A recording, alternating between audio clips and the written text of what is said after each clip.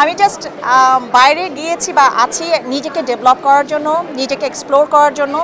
আমি আমার বয়সে, আমি খুব ছোট বয়স থেকে আমি মিডিয়ার সাথে জড়িত, আপনারা সবাই জানেন। একটা পর্যায়ে আমি সব কিছুই পেয়েছি, আপনাদের ভালোবাসা, রেসপেক্ট, সব কিছু দর্শকদের। সো পরবর্তীতে আমি যখন চিন্তা করলাম যে actually this is not my limit, আমার লিমিট আরও অনেক বেশি, মানে আমি নিজেকে এক্সপ্লোর করতে চাই বিভিন্ন।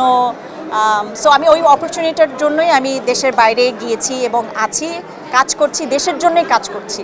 আমি দেশকে মিস করি ডেফিনেটলি। আমার যারা ভক্তরা আছেন, ফলোয়ার্সরা আছেন, আমি জানি তারাও খুব মিস করে, তারা সবসময় দেখতে চায় আমাকে পর্দায়। সো এই কারণে আসা। সো ইনশাল্লাহ দেখা যাক। ওটিটি প্ল্যাটফর্মটায় আমি অ্যাকচুয়ালি আমি কাজ করি নি, কারণ আমার টাইমটাই ওরকম ছিল না, ওই সুযোগ আসেনি। এখন সেই সুযোগ এসেছে এবং আমি দেখেছি অনেক সুন্দর সুন্দর কাজ হচ্ছে। সো আমার ইচ্ছা আছে, জানি না, ভালো ডিরেক্টর, ভালো কাজ, ভালো স্ক্রিপ্ট হলে definitely I will work out. আমার দেশের নাটক, আমার দেশে সব কিছুই আমি ফলো করি, সব কিছু খোঁজ খবর রাখি। সো আমার দেখা হয়েছে, যদিও ব্যস্ত থাকি অনেক, কিন্তু ব্যস্ততার মাঝখানেও দেখার চেষ্টা করি। সবসময় বাইরে থাকলেও আমি আমার দেশকে সবসময় আমি রিপ্রেজেন্ট করি। এটা আমি 40% বেশি গ্লো, বিশ্বের 1 নম্বর গ্লো ক্রিম, নতুন গ্লো এন্ড লাভলি।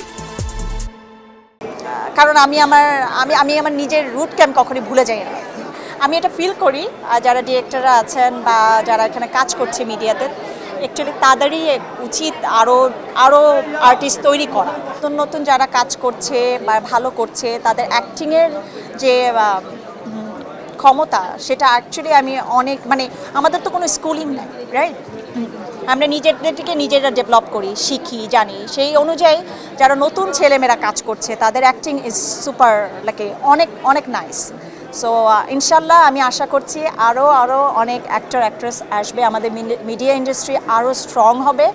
আমাদের যেন অন্য দেশ থেকে হায়ার করতে না হয় অন্য অ্যাক্টর অ্যাক্ট্রেসকে, আমরা যেন নিজেরাই যেন ডেভেলপ করতে পারি, এটা আমি খুব আশাবাদী। কারণ আমাদের ট্যালেন্টের কোনো অভাব নাই, শুধু আমাদেরকে নিজেদেরকে সাপোর্ট করতে হবে, সবাইকে, একে একজন।